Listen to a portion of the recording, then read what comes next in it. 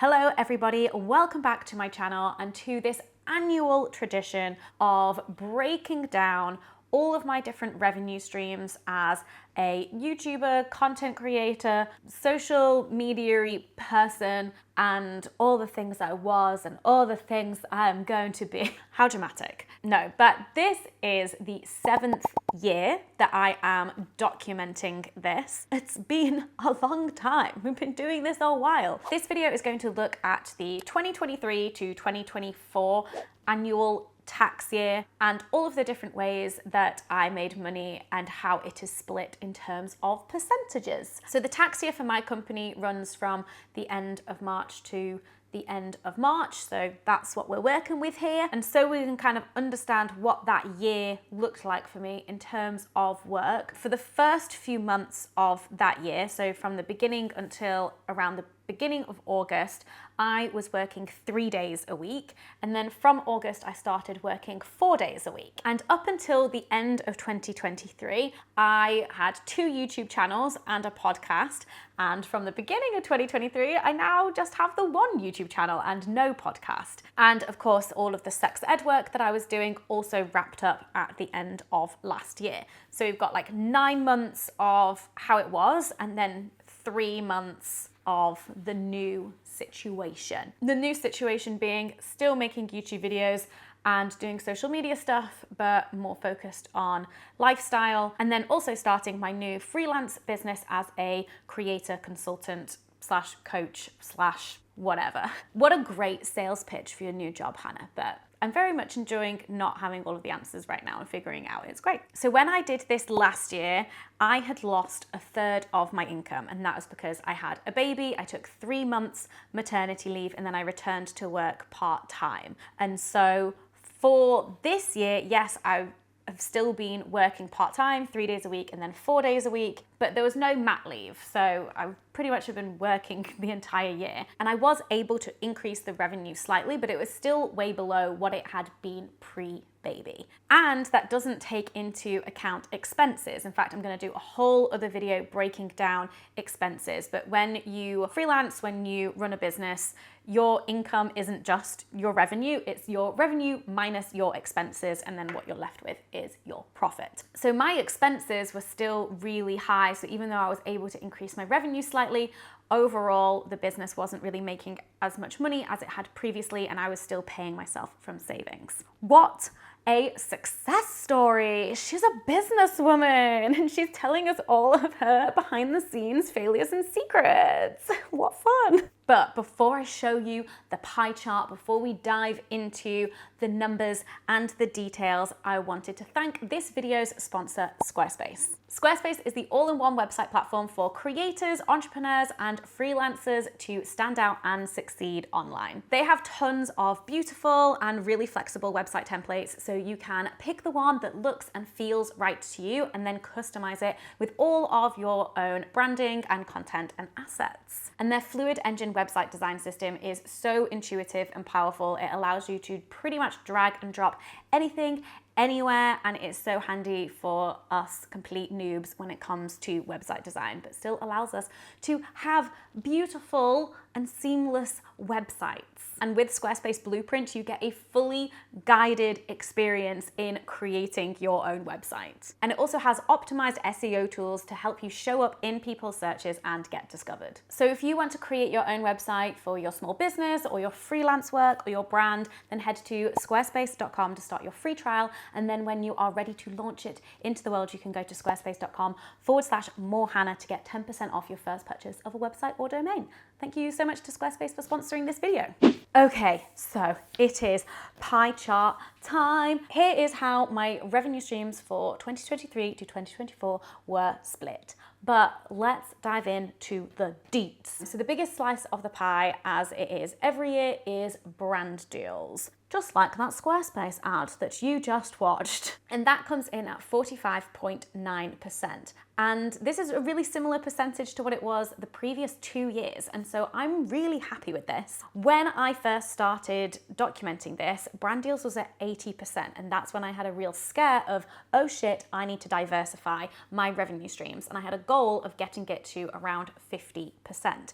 And so the fact that it has now steadily been around 45% for the last 3 years is really great to me. That's really cool. It basically to me means that safety of if brand deals were to ever go down or like something were to happen that's out of my control, which brand deals tend to be, then it's not 80% of my income that is going to be affected. It's 45% of my income. Granted, still a huge chunk, but there's a lot more wiggle room and a lot more security in the other areas too. Now, the interesting thing about this one and it remaining steady is the fact that I would always get more money for brand deals on the Hannah Witton channel because that was the bigger channel. It had more subscribers, more views, and it was more niche. So brands would pay more to sponsor videos on that channel.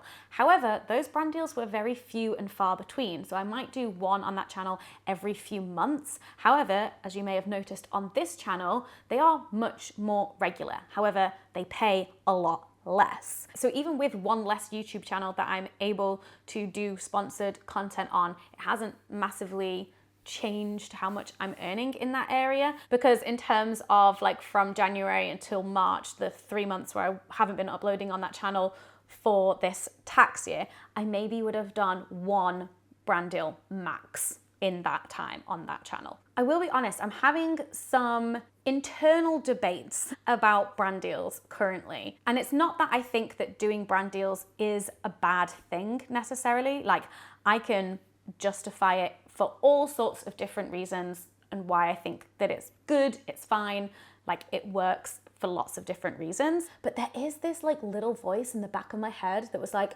what if you just stopped doing all brand deals? Which is a scary thought because I can't just give up 45% of my income right now. But that voice is there. Curious what you think of that, what you make of that. But the next biggest slice of the pie is Patreon at 25.6%. So last year I got very excited because it was the biggest percentage of the pie that it had ever been. And this year that percentage is even bigger. And that is just wild to me, mostly because when I was planning my career change and stopping the sex ed work, I was crunching the numbers and doing like various different financial forecasts to figure out like how hard I was going to be hit financially by cutting my content output in half essentially. And I predicted that a third of my patrons would leave, which is fair enough because I wouldn't be making the kind of content that they had originally signed up to support, or at least what I had assumed that they signed up to support. But people stayed and more people joined. So my Patreon, like I think it like initially after the career announcement, it like went up because people were like, oh, we want to support you during this transition. It has now like gone back to like where it was pre-career transition, but still, it's just stayed the same. It's not gone down, which honestly, I am so grateful for. It has been just one of the things that has made this whole transition so much easier. And also I just love my community on Patreon. Like the Discord server continues to be just one of the best, funnest a word, places to hang out on the internet. We also started a book club this year. I think by the time that you are watching this, we'll be onto our third book. We are going to be reading The Transgender Issue by Sean Fay. And we've also like done a whole bunch of like really casual meetups with patrons, and we're planning our like big summer meetup that we were originally going to be doing in 2020. And obviously we had to cancel that. But you know, 4 years later, we are finally arranging like a big community meetup. So that is just amazing. I love the Patreon so much, and it's nice that I've been able to like add this book club thing in there as well, because obviously a lot of the other perks in terms of the other YouTube channel and the podcast are no longer there. But I'm curious if you have any other things that you would be interested to see on the Patreon, if you've ever considered joining but it's not quite your vibe, or what are some things that other creators on Patreon do that you're like, oh yeah, sign up for that kind of thing that maybe I don't offer. Let me know. Then we have Adsense, coming in at 15.1%. This is Google AdSense. These are the ads that YouTube just runs on YouTube that I don't really have any say over. This also includes any money I earn from YouTube Premium. So if you pay for YouTube Premium and then you watch my videos, some maths happens in the background and various creators get a cut of that as well. But it's still the vast majority of the income that I get from Google is from AdSense and not from Premium. But I do think that like per view, we would get more from somebody who is logged in through Premium than just like somebody who's watching ads, I think. I mean, especially on my other channel where most of the videos were demonetized. That is 100% the case over there.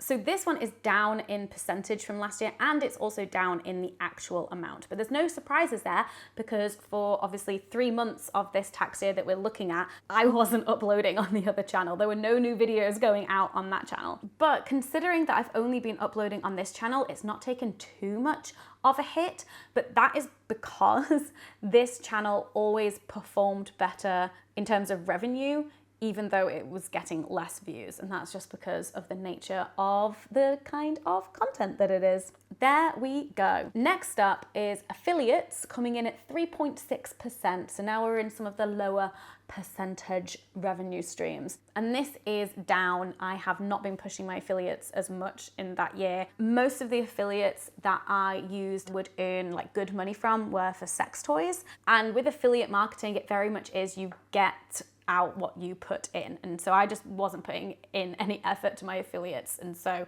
obviously less people would be using my links and I'd be earning less commission. But those links do still exist if you fancy getting yourself a discount on some sex toys. But me pushing those links is obviously not really part of the old business plan anymore, is it? But here's the thing about affiliate links, because the lifestyle girlies be using affiliates for everything. And there's something about like influencer consumerism that because you can earn commission on links and on products you share, even if you haven't bought them. You could be like, oh, I've been looking at this dress, like, but you haven't even bought it, and then you like share an affiliate link. I don't know, there's a certain kind of consumerism that it encourages that I'm not comfortable like diving headfirst into. Also, managing affiliate links is a lot of time and effort. It's not completely passive income. There is like a fair bit of like upfront work that needs to be done and maintenance. And of course, if it happens that I own something and people are like, oh, where did you get that from?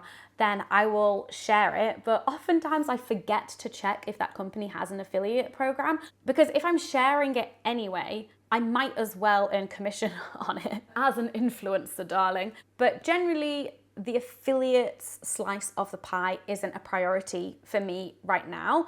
There was a point when building up that slice of the pie was a big priority and I did succeed in it. So it's just one of those things that's like, I know it's always there, and if and when it becomes a priority again, I can like put more effort into it, and I know that that should work. Although, like, can I sell lifestyle products as successfully as I could sell sex toys? I don't know. That has yet to be proven. But I am a bookshop.org affiliate. So if you buy any books through my links, then I get commission on those. And your money goes to help support local indie bookshops too. What a great deal. What a great deal. Anyway, all right, moving on to podcasts, coming in at 3%. 3%, guys. Right, you might be thinking, Hannah, that's really low, but hear me out. Because last year it was at 0.8%. So 3% is a huge increase. Huge. This is mostly because we got a sponsor for that final deep dives series of doing it. The show still didn't make any money when you take into consideration the expenses and how much it cost to make that show. But this sponsorship and then of course the Patreon support made it possible, made it so that we could actually make it to the standard that we did. And it's even an award-winning show. Guys, hold on. Look at this thing. Doing It podcast won Podcast of the Year at the Sexual Freedom Awards. And look at this trophy. Yeah, it's something. But this will be the last that we see of the podcast category in these revenue streams for a while, because I have no plans to be starting a new podcast right now. I honestly am just like, it is difficult to pull off financially. And next up is the events slash speaking category, and this is coming in at 0.9%. And this is small, obviously, but it's one that I want to increase. Like every time I've done speaking or events, I've really loved it, but it's one of those things that because I don't do a lot of it, it's a lot of work up front generally. But it's also one of those things where if I get the chance to do more of it, then I only really have to do a lot of that upfront work once, and then for other talks and things, there's just like minor changes and things. I don't know how the speaking circuit works, but generally I've had a really good time doing a lot of the talks and events and stuff that I did last year. So that included doing like an online talk with some university students about disability. I hosted the Be Creator Health and Wellbeing show. So that was like a day's work hosting the stage and introducing all of the different like panelists and Q&As and things like that, and that was really fun. I did a workshop at Shambhala Festival and I chaired my friend Jamie's book launch event. So there's so many different things, like each one was very, very different, but so fun. And then next up, we've got some new categories. New categories. So the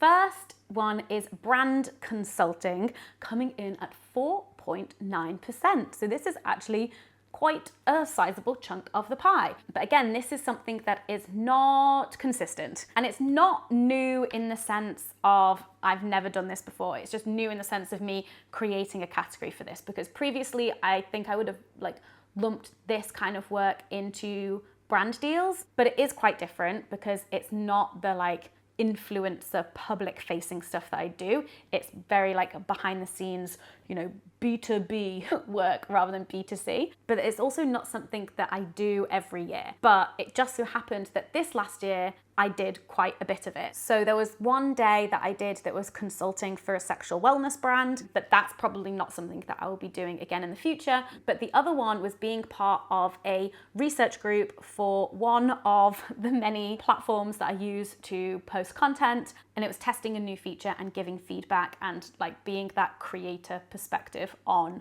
new products and new features. And that's something that I am definitely really interested in doing, like consulting with brands and companies from the like creator perspective of things. And then finally, the new category.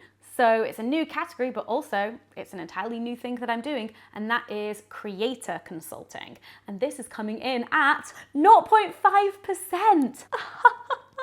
No, I literally just started doing this in January, and it does look like a couple of invoices got paid, made it in before the cutoff point for this year. But it'll be really interesting to see next year how much of a slice of the pie this thing makes up. And the kinds of things that I've been doing for creators so far are things like Patreon strategy, Patreon consulting, figuring out like behind the scenes, like manage a content workflow when it comes to like a YouTube channel, especially if there's multiple people involved. So you've got like the host, and then you've got video editors and a videographer maybe, and you've got like different moving pieces. And then the other thing that has kind of happened that wasn't something that I necessarily set out to do, but it definitely has become like a big feature in the work that I do, even within building out these behind the scenes workflows for people and with the Patreon consulting.